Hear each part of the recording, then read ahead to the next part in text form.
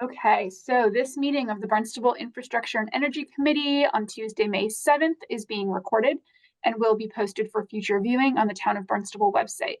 Under Mass General Law, Chapter 30A, Section 20, anyone else desiring to make such a recording or transmission must notify the chair. And with that, you all can get started. All right, so we look at the agenda for this meeting. We'll go over the minutes of last meeting. We do have a quorum. We're 4 of the 7 committee members. Does anyone have any question or comment about the minutes?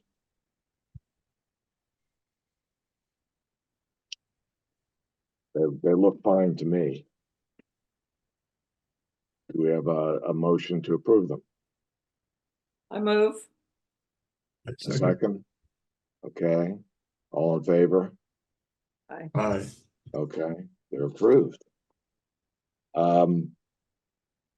So at the last town council meeting, we have 2 new members.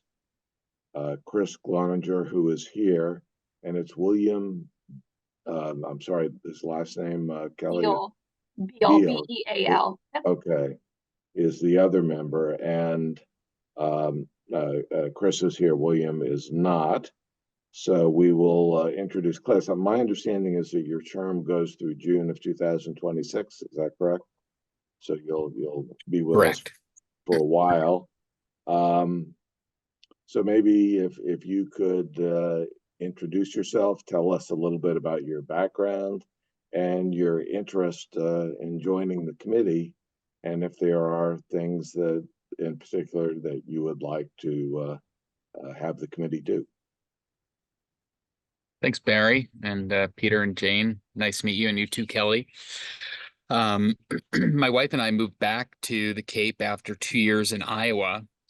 Just last summer, I was a TV meteorologist for the better part of 20 years, including in Boston for about 6 years at NBC. By academic background, I'm an atmospheric scientist and climate scientist. I am now working at Woods Hole Group as their senior climate scientist and project manager, doing a lot of resilience projects, and also with my media background, doing a lot of the outreach and engagement for some of the projects that we're doing for our municipal and our state clients as well. So we're happy to be back here. Just wanted to be part of the community since we're used to moving around a lot in the TV industry. We're settling down here, and we're happy to be part of the Barnstable town area. And I think with climate change, it's important to use the climate lens. And when I was looking at the different committees and commissions, it just made sense to throw my name in the ring for this committee. Since with energy and infrastructure, it's pretty critical moving forward that we keep climate change in mind with our planning. So I'm hoping I can help guide some of those decisions and conversations. I am Great. delighted to hear that, Chris, because one of our big accomplishments, I think, I've been on the committee a few years. I sat in for about a year, but we really, I think, were at least one of the groups that gave a very big nudge to the town council to declare a climate emergency. And with that, I'm not sure they always consider all their deliberations in that context, but I think it is up to us to keep reminding them. And so I'm really excited to welcome you to our committee. Thanks, Jane. Sometimes committee work can be kind of tedious, but I think we are making some progress, and appreciate you joining us. I think your perspective will be very helpful. Thank you. Appreciate it. And you know, our hope is you can be helpful with some of the things that we are doing, and perhaps we can expand into other areas as well. Peter? Now we know Chris, but Chris doesn't know us. Mm-hmm. Oh, good Yeah. point. Yeah, I'd love to hear the reverse now. My name is Peter Doyle, and I was a previous chair to this committee.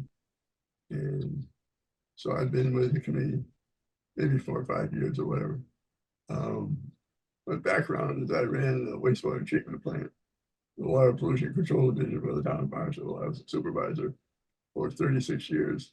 And that's a collection of cement there on Pearson's Way, and also the sewers and the associated satellite treatment plants. And I enjoyed that career. And so it makes sense that I would join an environmental group. One thing I did want to put out there is that I've been diagnosed with ALS. And that means that my voice is going to change. It has. I'll probably fall asleep a couple of times in the meeting. You're going to wake me up somehow. But I passed that by Barry and asked to remain on the committee, give me a sense of purpose, and I enjoy what we do. So just so you know, if I seem a little weird, I am. Great to be part of the board with you, Peter. I would say that I'm in contrast to Peter's long service and experience with the town. I've lived here for 4 years, first at a vacation house, and I retired a little over a year ago, and joined this committee about a year ago. Chair, I've relied heavily on Peter's advice in terms of, how to really things that we're doing, but how do we navigate with different parts of the town government.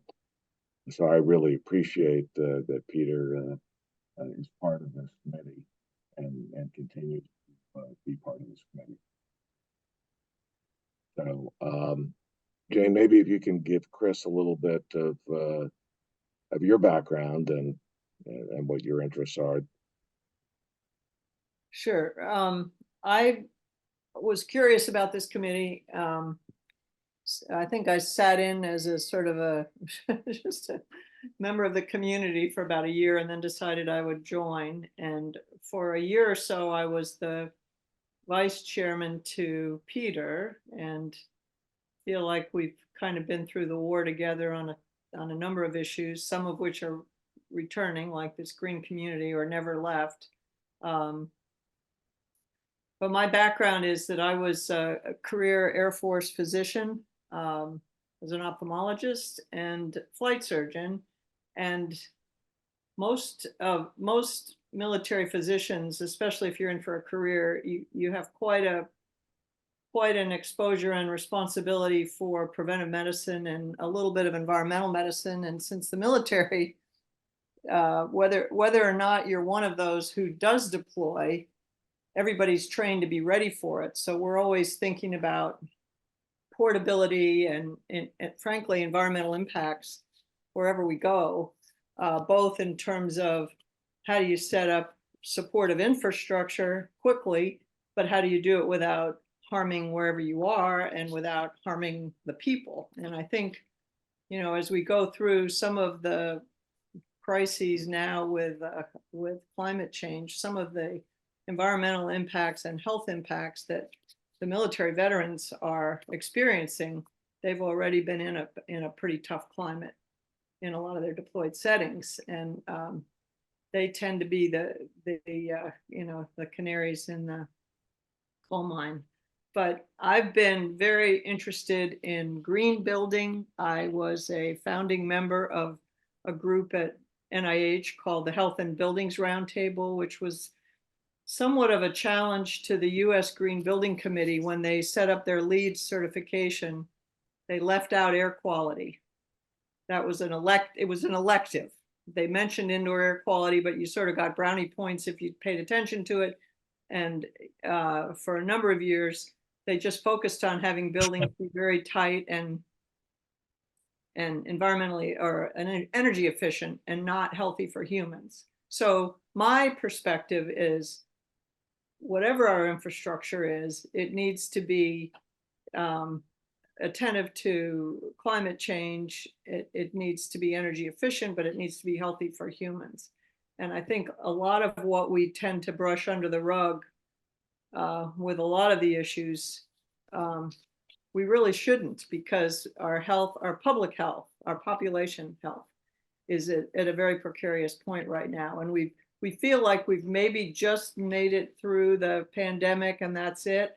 Well, you know, hang on to your hats, because bird flu is around the corner and other issues are looming. So anyway, I feel like infrastructure is especially on a town committee where we impact the public spaces, is a great way to try to work on public health from a built environment perspective.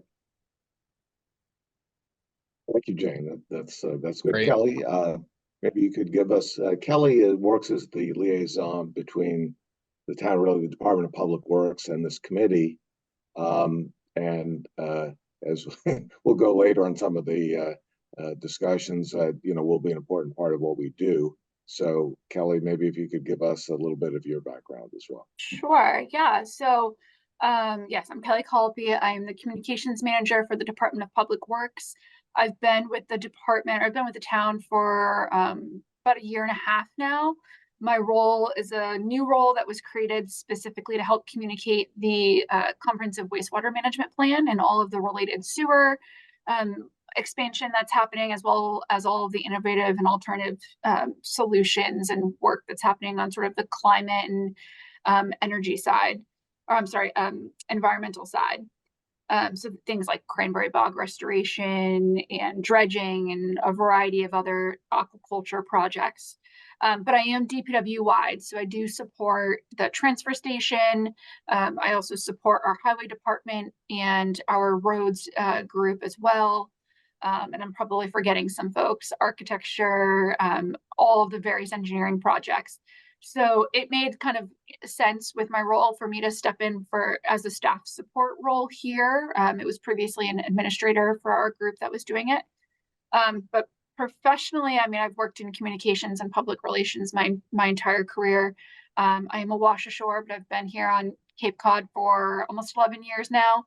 I previously worked at Cape Cod Healthcare in marketing, and then prior to joining the town, I was at Cape Air, and I actually got a great taste of what they're doing in terms of climate, change, and what they're doing with their energy efficient, or what they're hoping to do with their electric fleet. So definitely piques my interest being part of all these conversations.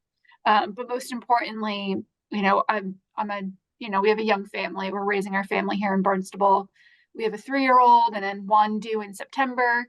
So, which I don't even know if I told the whole group that yet, but another boy coming this September, end of September. Right. So it's just been great to be here at the town and also just be a part of this group and really hear the conversation. So I'm more in the background. I do the meeting minutes, as you know, and support, but I will be talking about it later today. There are some synergies with my role at DPW that, I'll be able to play a little bit more of a marketing communications role for this committee as well. Great. Thank you. Great. Well, I'll say a little bit about myself. So I've worked in the electric power industry, the energy field, really my entire career.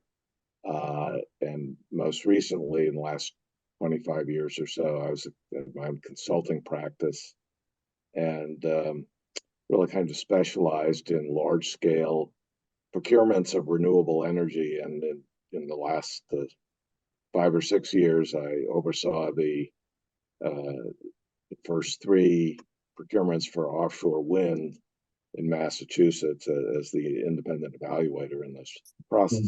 So I have an interest in that, offshore wind, and just generally renewable energy. I first got involved in climate change. Actually, it was my first assignment and my first job after college 50 years ago, when I worked on one of the early studies on climate change for the National Science Foundation. And anyways, I ended up practicing as a lawyer, both for government and industry, and ended up going in the business side. Helped to really the company that became the sort of the initiator of power marketing. Worked for that company for a number of years. So that's my background, which is kind of permitting, commercial, legal, sort of all the above. So I was interested when I moved here permanently to stay involved, and this was the vehicle to do it. So that's why I'm here. Awesome. Well, it's great meeting all of you. Great. I want to say I'm really excited, and Kelly, I wanted to thank you. I think it's been great having you help our committee. And to have two people who are professional communicators, I think really is a very big plus, because we talk amongst ourselves and agree on things, but the big challenge is, how do we convince the town council or whoever we're trying to advise that this is the right way to go? And I think to have people who are experts in communicating, well, both of you can be a big help. Hope I can Yeah, be. I think that's great. And really what Jane, just to emphasize what Jane said, we are an advisory committee. We're not, we don't have any special powers, regulatory powers. We're really advisory. But let kind of summarize what our current initiatives, what we're actually doing. And I would say that what we do is really based on what the interests are of the committee members. So one of the initiatives that Jane mentioned is we are doing the basic work that would facilitate the town becoming a green community under the state's Green Communities program. There are 5 different criteria, 3 of which the town has already met. Has to do with zoning and permitting processes for renewable energy projects, and basically energy efficient vehicles. The 2 that are outstanding is having a plan for a reduction of energy usage for municipal buildings or municipal facilities by 20%. Although that's been done in the past, it has to be redone now. And Dave Anthony, who's in charge of asset management, is currently working on that. There's an issue of it takes a fair amount of work, so getting the okay to have the staffing, although that last discussion looks okay. The big issue is the stretch code, as Jane talked about, and the stretch code is something that evolves over time. So kind of where we are currently, we've been in discussion with the Department of Energy Resources coordinator for the Green Communities program, and we have some work to do on that. And once we get better background, we'll engage with the head of, I guess, the building inspector. I don't know whether that's his correct title, and move forward from there. So that's one of the initiatives. The other initiative, major initiative, is reduction of food waste, or diverting food waste from the waste stream. And we actually just had a meeting with the head of the Department of Public Works and the head of the transfer station yesterday, which I'll discuss in more detail later. John Solomon is sort of heading this effort. This is his passion, and unfortunately, John reported after the meeting that he wasn't feeling well, and now he's been diagnosed with COVID. So hopefully, yeah, so hopefully he'll recover soon. And hopefully the rest of us who, Kelly, I really, this just struck me. I didn't know you were pregnant. And My toddler's in daycare, so there's no avoiding germs in our house. okay. Preschool. Yeah, but so hopefully everybody else that John is coming in contact with will be okay. And the third area, which is I would say I'm not sure whether this has really been a committee effort or the fact that I'm just knowledgeable in terms of offshore wind. And I became aware that there was a commission that was set up last year to sort of relook at the clean energy siting and permitting process, and really kind of alerted the town to that because we have 3 offshore wind projects that are in different states of development within the town, and if you followed this or it's quite controversial. And anyways, I work with the town manager. I helped draft some of the comments that were submitted to the commission. They tended to be in areas that I think most people would agree on, whether they're for or against the wind projects. The 2 parts of it were supporting a program similar to what's done in New York, where the basically people in the town receive funding to offset the impacts of an offshore wind project. It's kind of a minimum standard. There are usually other benefits that are negotiated in host community agreements, which were the case in the first 2 projects. And the commission highlighted that was one of the things they were looking at, which would require legislation. But when they actually submitted their proposals, that was not included. The other one, which the town has pursued actually independently, which was also not included, was to the extent that town zoning authority or other regulatory authority is overridden at the state level, which is true for a lot of projects at the Energy Facility Siting Board, and there's liability that the town would experience. Primarily the developers are responsible, but if something happened where they could not meet responsibilities for a spill or something of that nature, that the state would step up to take some or all of that responsibility. So that, anyways, that was an area that had been, it was something that previously has been discussed at the town council meetings. And anyways, they were included in the comments, and in fact, the town manager has been pursuing this at different levels in the state government, even following the commission recommendations. So,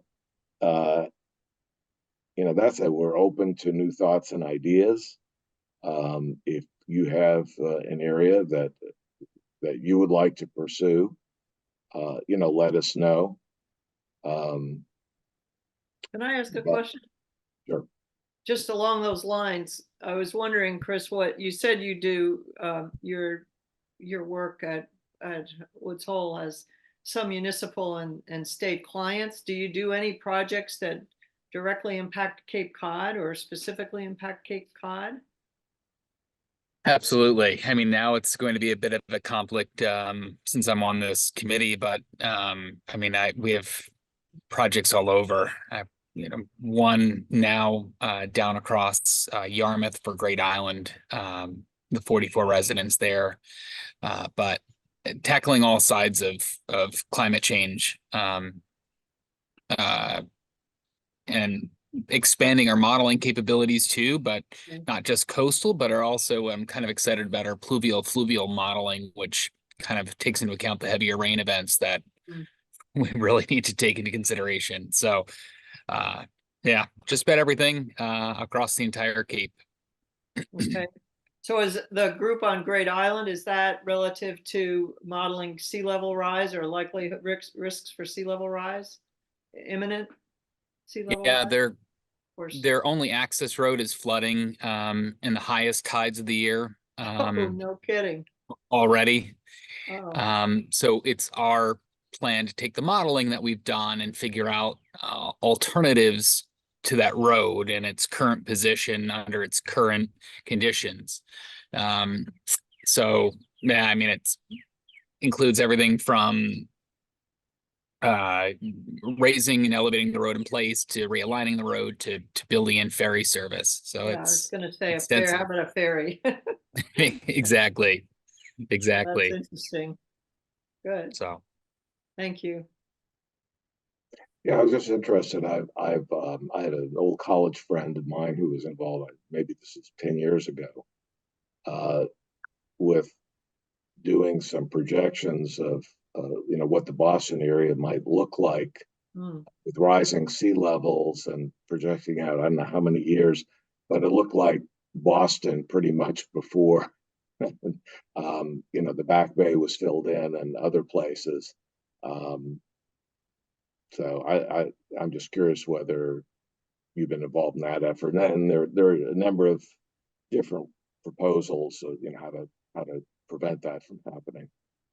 yeah, so Woods Hole Group was the team that was tapped by the project was commissioned by Massachusetts Department of Transportation to do the Massachusetts coast flood risk model. So it's a probabilistic flood model. And if you Yeah. haven't used it in any of your work, it essentially, instead of using a bathtub level approach, picking an elevation, filling it up to that point, everything below that point would be inundated, everything else above it would be high and dry.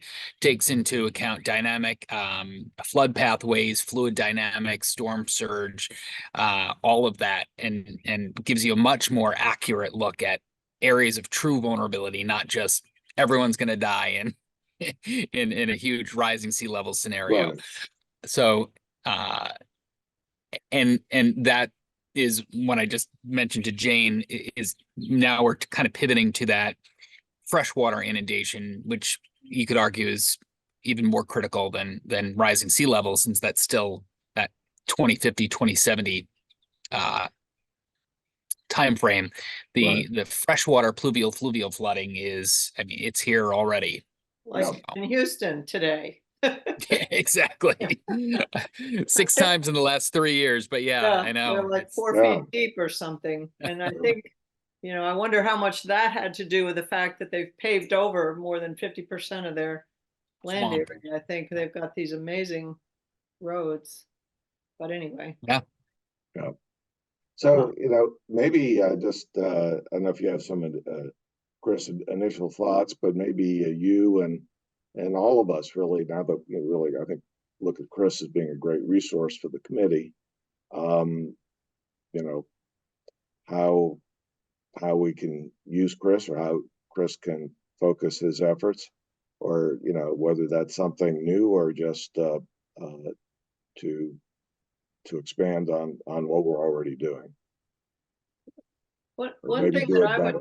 emphasize that we've really, when John, I wish John were here. I'm sorry he's not well, but he's given some very good, very simple, I think, hard-hitting talks. One to the town council about a year ago, and then he gave one at a recent Rotary spring fair where he gave a little webinar on composting. But big emphasis is, is the climate change impact of methane when you leave food waste in landfill, and it just turns into methane. And my gosh, if you could separate it like they've been able to do in some municipalities across the country and across the world, some big cities have been very successful, and then you process it separately, you can make it into a very valuable organic compost that then the town can either use or sell.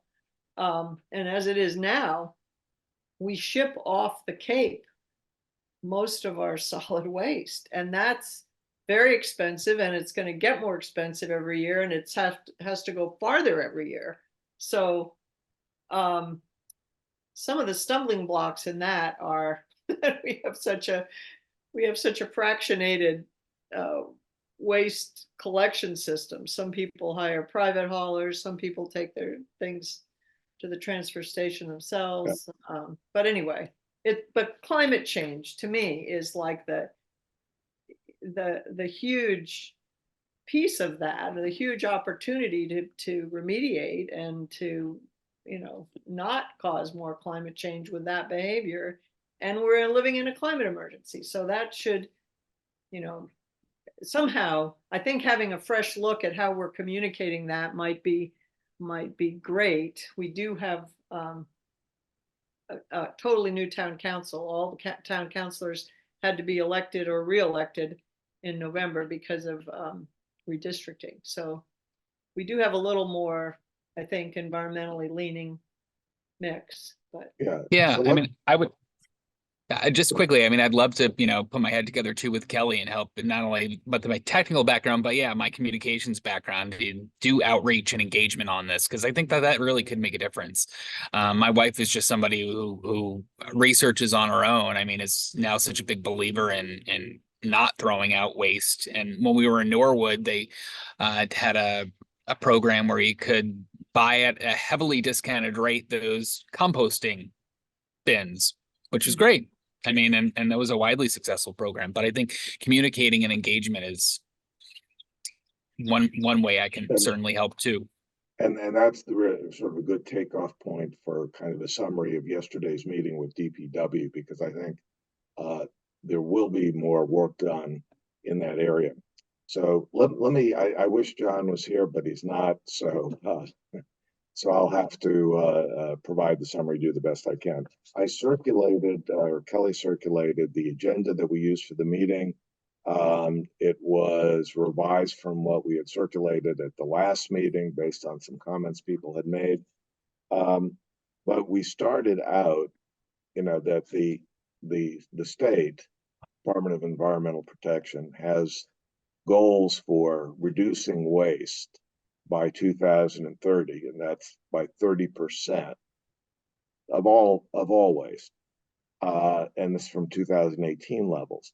But because food waste is seen as sort of the low-hanging fruit, although it's difficult to deal with.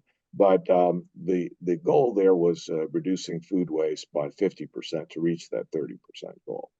So we started out and by asking Dan Santos, who's the head of the Department of Public Works, and Tracy Regazio, who's the head of the transfer station, does the town have a goal, either overall or specifically with regard to the transfer station?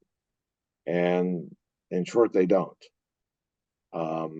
The roughly about a third of the waste residents bring to the transfer station. They have an annual permit to do so.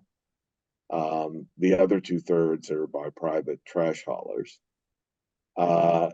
And what is regulate, the Department of Public Works is responsible for the transfer station. The Kelly, if I get this wrong, it's the inspectional services really oversees or regulates the private waste haulers. And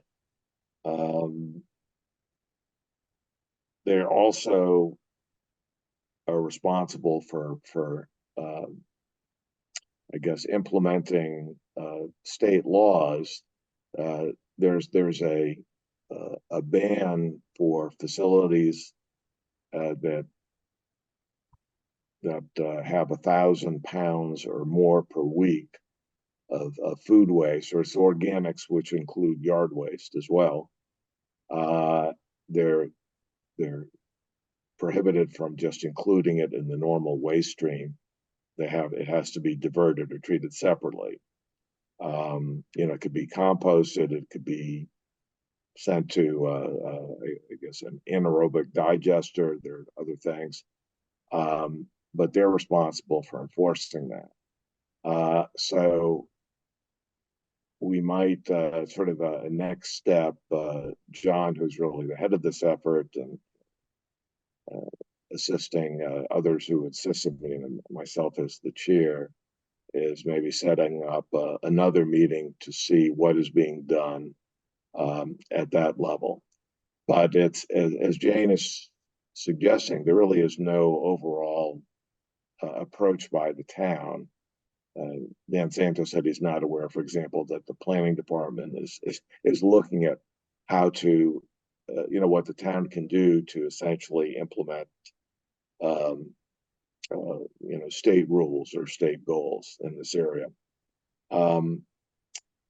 Most of the meeting really focused on the transfer station, and over time, there's been more, or modestly more, food waste that's being collected. And just Chris, I don't know if you're familiar, but so basically what the town does, they can sell you these little green buckets with some compostable bags, and once you go through those, you can buy them separately. And then sort of you go through with your trash, you drop it off, then you go to recycling of paper and cardboard and plastic and whatnot, and separate that out. And then at the very end, they have a place for food waste, which are basically plastic containers that are the side. I think we call them totes. I don't know how many pounds, maybe 100 pounds that it could hold, something like that. And you drop your waste off there. We had asked about better signage at the transfer station. I don't know if we got a necessarily positive response on that, but the notion of going out and better informing people of the availability at the transfer station where you can bring your food waste. It is, although we didn't talk a lot about it at the meeting, I believe it goes to, I forget, AJ Watts, and they have a pig farm in Falmouth, I believe. And that's where the food waste goes. And so the idea is if we got better awareness, that would facilitate more people diverting their food waste. Something that I brought up, I've been composting my own stuff in my backyard for many years, and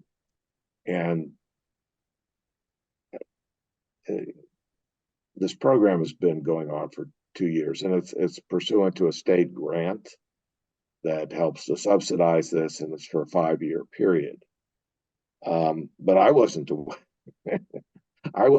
of it. And frankly, I wasn't even aware that you could really compost meat scraps, because most gardeners like myself don't want to include that in their compost because animals get into it. So that's something I haven't composted before. I haven't saved to be composted. But I think that as part of the communications effort, that can inform that. And really, for people to compost their own vegetable scraps by themselves and put the meat scraps, that's actually, it's more economical to do it that way. So maybe that's something that could be also included in the communications efforts. So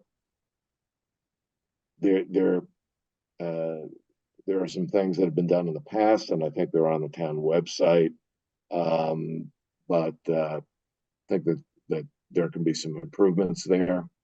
And so what Dan Santos agreed at the end of this was that Kelly, and it'd be great with your assistance, Chris, and working with us, would work on the communications package, if you will, whether that's, videos or stuff online or whatever. And so that was the big outcome of that meeting yesterday. We had asked whether there was interaction with other towns, much of the Cape Cod Commission, and apparently not. We floated some other ideas that were not deemed to be potentially fruitful for different reasons, but I'll briefly go over them. Collecting food waste at other locations, whether people are don't do it because they live in some villages that are far from the transfer station, which is in Marston's Mills. There would be issues to get that set up and collected. That's something that apparently has been looked at in the past, but decided not to move forward. And I had asked whether people who use the transfer station, are they mostly people that live closer to the transfer station, in Marston's Mills, the nearby villages? And they thought, based on their information, it's not really geographically centered that way.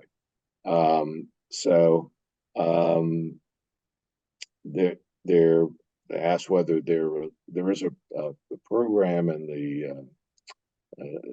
the school. I'm blanking on the name of it, but it's in Marston's Mills, 4th and 5th graders. They have a state grant for recycling food waste, but they're in a different silo. So there's no real communication, say, between DPW and the schools and the health inspectors for different parts of this. We also asked about their awareness of a 2021 Cape Cod Commission study that, there were two studies, but one was primarily on recycling, and it suggested a long-term solution being a facility for composting or potentially anaerobic digestion at the Joint Base Cape Cod. And I asked them whether there had been any follow-up that they've been aware of on that, and they said no. But that would be something that would allow this to be done on a large scale. So, yeah, I think there's just not enough good communication between the commission that's supposed to make, planning recommendations, and that the towns don't seem to particularly care what the commission does. They had a very well-funded study, and they basically said anything food waste or yard waste that can be composted on the Cape should be composted on the Cape. And it's a cost issue, as well as if you're looking at it through this climate emergency lens, it's a climate emergency issue too, because less transportation, you compost it closer to the point of production. And I think that our 15 towns on the Cape, in our little silos, just really shoot ourselves in the foot on a lot of things that could be done regionally, and even in the town. I think this committee, Peter, I don't know if it was before you joined or not, where the infrastructure committee looked at all the different private haulers, and just in terms of reducing the climate impact of so many miles driving around, one hauler picking up at one house, and then on the same street, maybe 2 or 3 other haulers coming. Not to be limiting the number of haulers, but give them all a section of the town. I mean, we're just not doing things at an overarching systematic level that could be cost effective and beneficial. And I'm not sure that my communication skills or my understanding of the local politics is enough to move that. But it feels like we're running to catch up, and we're you know, I'm not saying it's not good use of our time to try to make what happens at the transfer station more worthwhile, but just from a, not even science, but just from a goal perspective, I wonder if we need to have we need to know what our baseline is. If we're going to improve it by 50% or by 30%, what is our current baseline? How many people are composting at home? How many people are, you know, I mean, not enough if 30% of our solid waste is food waste, but Yeah, that, what I've read, yeah, around 22-25% maybe. Yeah, but yeah, there isn't, you would think, and I asked, is the town planning department, is this something that they look like at? nobody cares. Yeah, It's a huge opportunity. yeah. Well, so I think, and we can, maybe when John gets back and he's fully healthy, we can talk about whether what to do next, particularly with the DPW. But I would like to follow up with the inspectional services department, because that's the other part of this. I actually had a chance to visit, to chat briefly with Steve Tupper, who's one of the deputy directors of the Cape Cod Commission. And I asked, I was at a Blue Economy meeting that he was also attending last week, and I asked him specifically about their follow-up, if they'd gotten any follow-up, the Cape Cod Commission, since they had put out this study. And he said he wasn't aware that the commission had had any particular dialogue with any towns. And he really referred me to Carrie Purcell, who we've had talked to our committee several times, who's with the Cape Cod Extension Service, and felt that she was kind of the lead for Cape Cod. And this, and specifically with your comment about the idea that maybe a small piece of the joint base could be appropriated for you know, a regional composting effort. He thought she would be the one who would know if there'd been any progress. You know, I looked her up after Jane, but we talked. She doesn't work at the Cape Cod Commission anymore. She's not, at least she wasn't on the list of employees. No, she's not at the commission. I think she's Right. at the Cape Cod Cooperative Extension.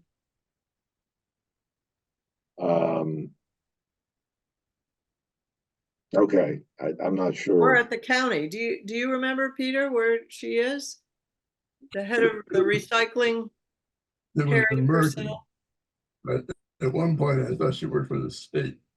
So you'd have to get a hold of her one Right. way or the other. Got Okay. emerging.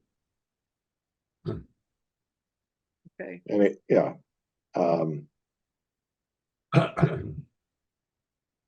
So, and I think maybe we can follow up at the state level, but I think first we really need to, I mean, to me, I think, you know, understanding the different pieces, if there's a way you can improve it, particularly doing it on a coordinated basis. Mhm. But you know, the first step is doing what we can with the transfer station. I think that's going to be positive.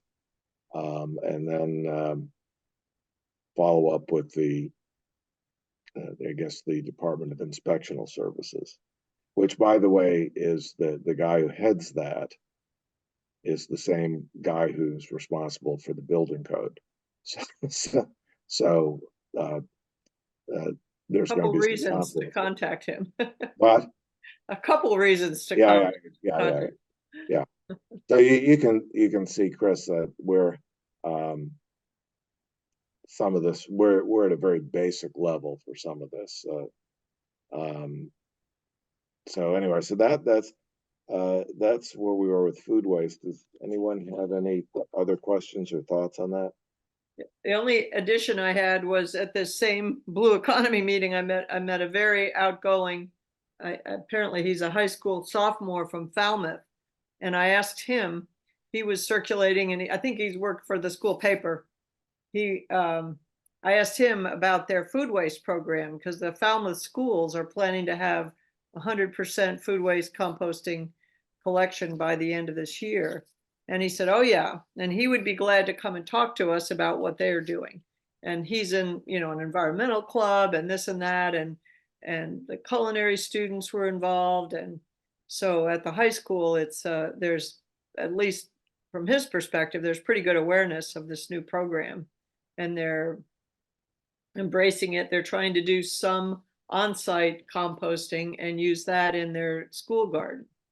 So I've invited him to come and talk to our committee, and I didn't get a commitment back to talk tonight, but he might be able to do that. And that would be an interesting thing to hear from a student perspective, because I think if we can get it, if we can get it in the schools and the kids get enthusiastic, they're sometimes our best ambassadors, getting their families.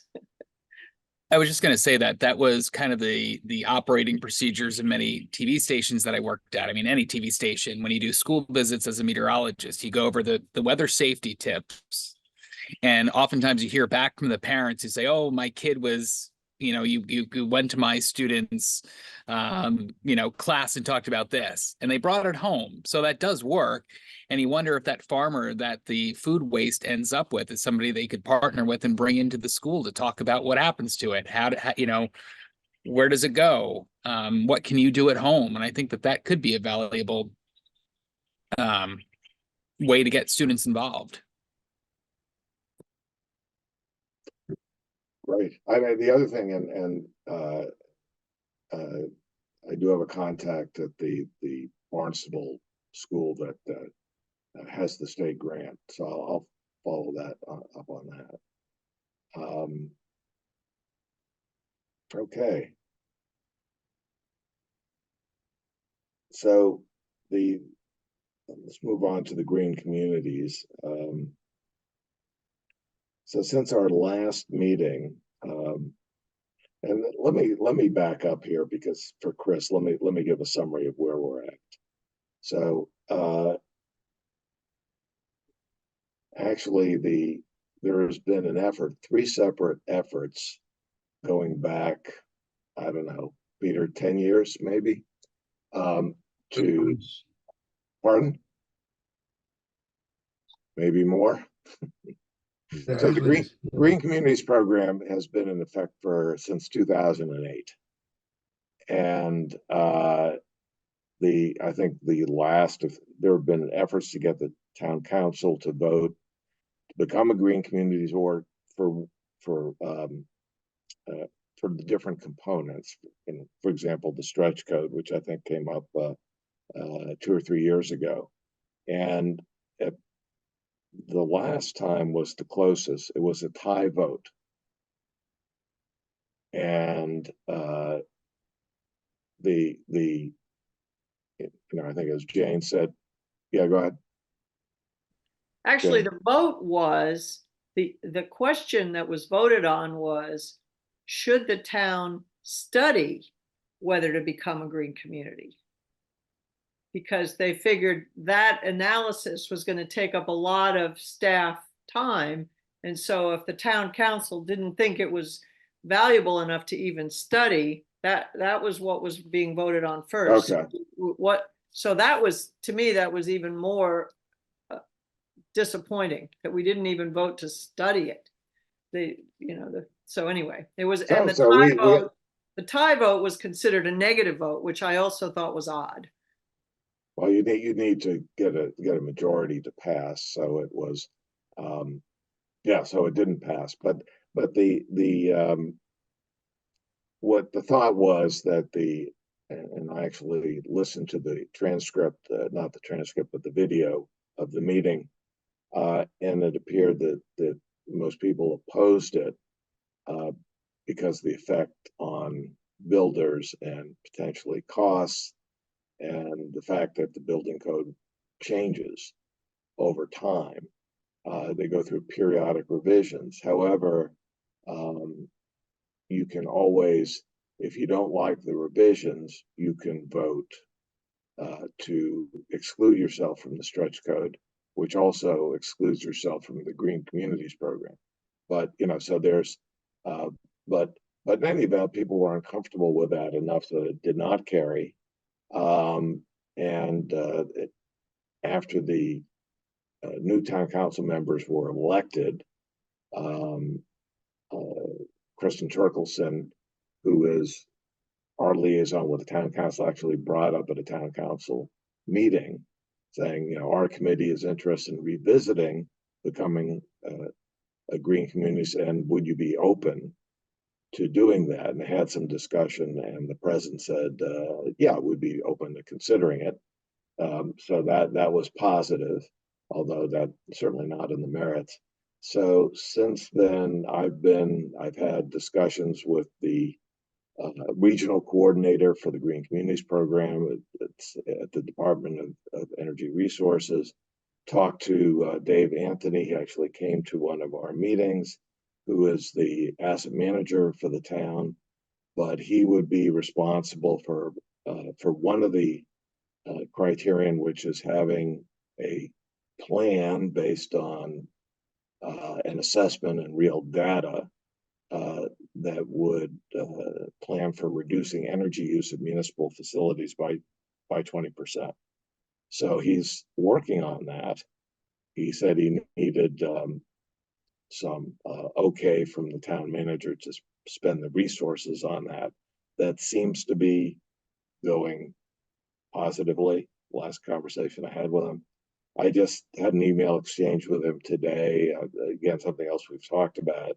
There were 3 other criteria that the town seems to have satisfied, but we haven't gotten any documentation on that. So he's working on that.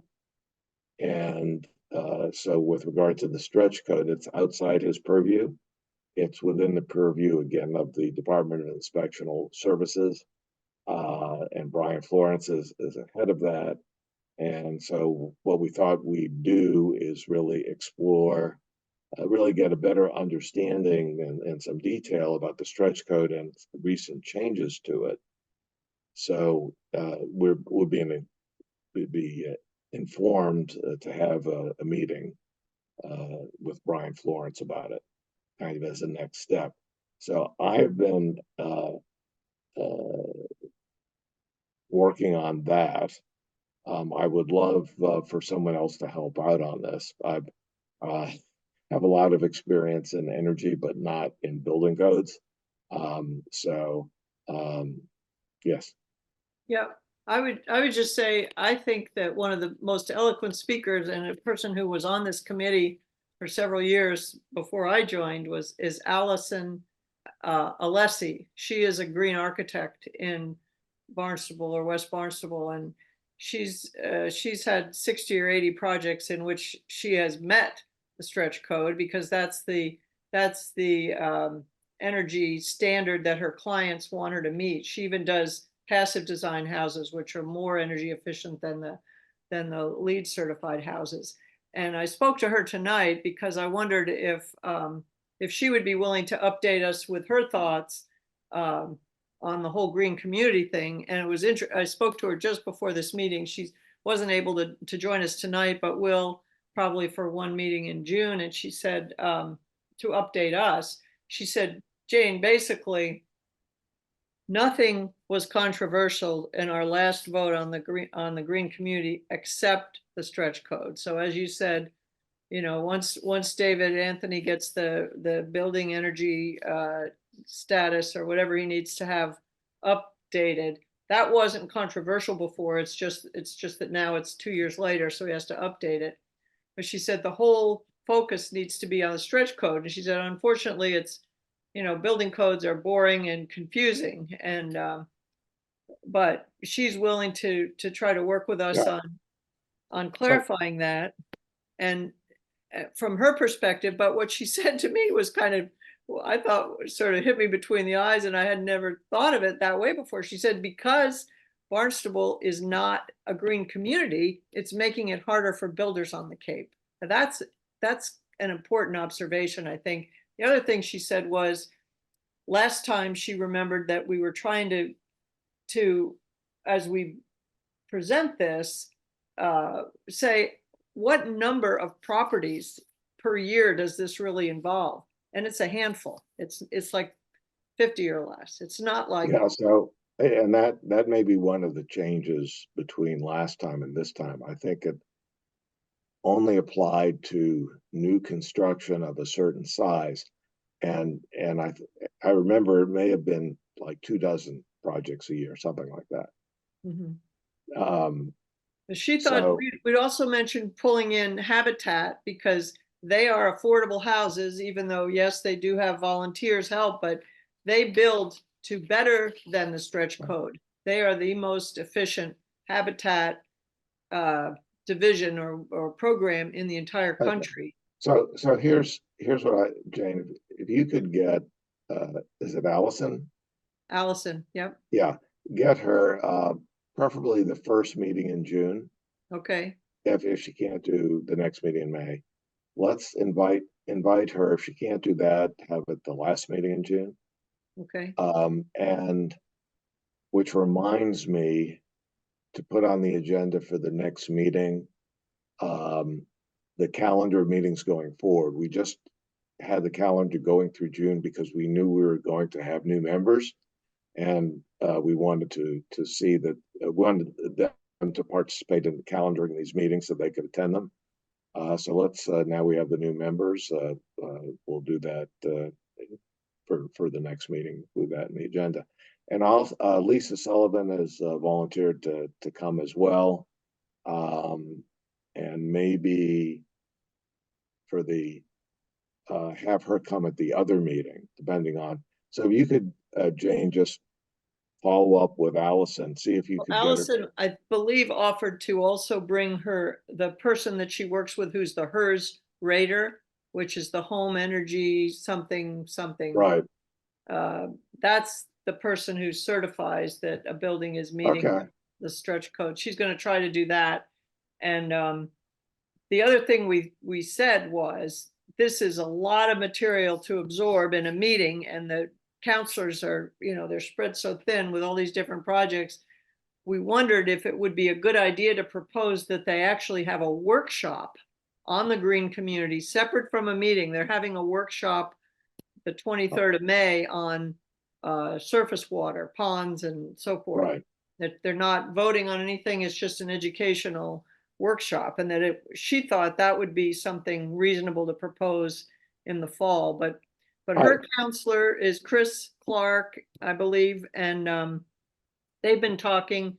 And at the meeting I was at last week, Chris, Gordon Starr, and Paula Schnepp, who are all town councilors, were all there and felt like this is a priority. We should be jumping on it, plan to jump on it by September. Yeah, so I think, yeah, and yeah, I think in the fall, whether it's September, I think of all the things that need to be done, particularly if you have a workshop, but I think we're working toward that. And if you can get back to me with the date that she can make, and I can get Lisa Sullivan on, ask her for another date. I think it'd be easier if you start with. Okay. And then again, if there are, I got a list of materials which are pretty detailed from Lisa Sullivan, which I've started to look at. Don't test me on it yet. But if anyone else is willing to help me go through that, that would be terrific. So, you don't have to say so now, but let me know maybe after the meeting. So I think that's where we're at. So I think we can aim for I think September, October for a vote. I think having a workshop is a great idea if we could, because I think you're right, it is complicated. And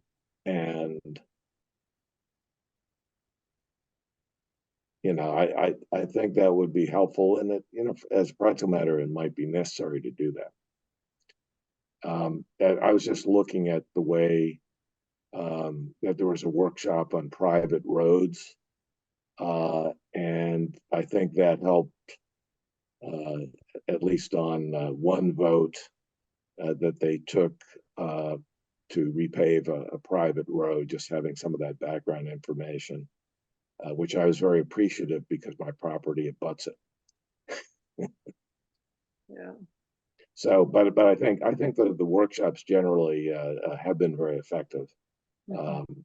The others have been mostly on different aspects of water quality and the sewering. Which is also complicated. I think a lot of this deserves workshops because you can't be an expert on everything. I mean, just because somebody, volunteers and gets selected to be a town councilor doesn't mean they know all this stuff. It's a lot of it's very detailed, and so I think that's a good way to go. And I also felt quite a bit of urgency to not put it off much later than early fall from Chris Clark and Gordon and Yeah. And speaking of workshops, I did see that there were workshops, and I think one that I just missed in terms of timing for on stretch code. So I'm thinking that's something that I might do just for my own knowledge. that are run by the state, I think. Is that what you? Yeah, there are some that are privately run, but if there's anyone interested in doing this, let me know, and I'll just if I find these, I'll circulate them anyway. Okay. That's good. Well, I think those two projects are plenty, or three with the wind. Those are plenty to manage right now. Yeah, I think we also talked about just getting the town's comments to the commission, and I'll follow with Kristen said that she was going to ask to see if they could be circulated. They're a public document. Maybe I'll just follow up with her, see where that stands, or maybe I might do that myself. So Relative to the green community, or no, this was relative to the commission on siting and permit. oh, good, okay. Yeah.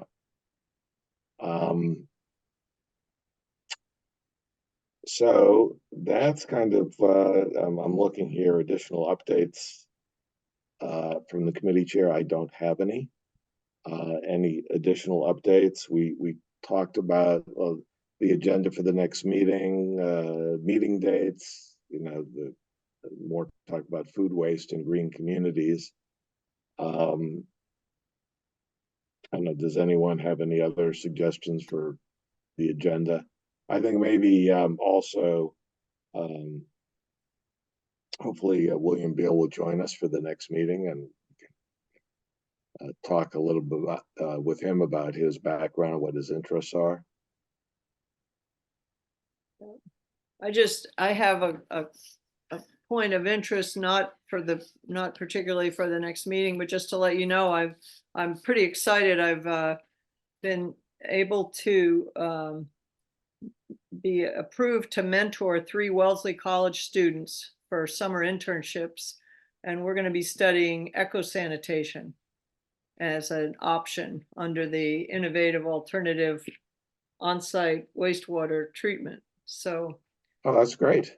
we're going to work with Mass Tech and the Green Center in Awesome. Falmouth, and I'm really excited. They won't be living here. They're students between their freshman and sophomore years.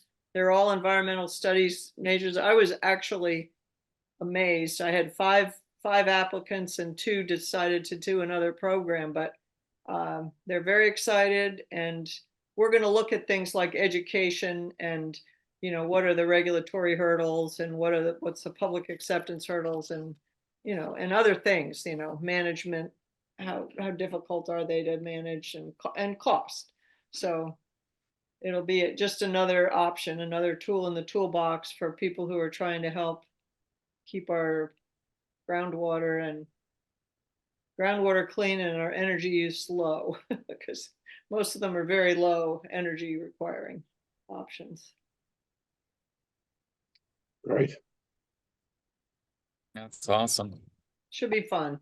I'm excited. 80 hours of research. And so, you know, hopefully quite a bit of it educating too, and getting their ideas, you know, new ideas or new eyes on some of these long-standing problems are sometimes very helpful.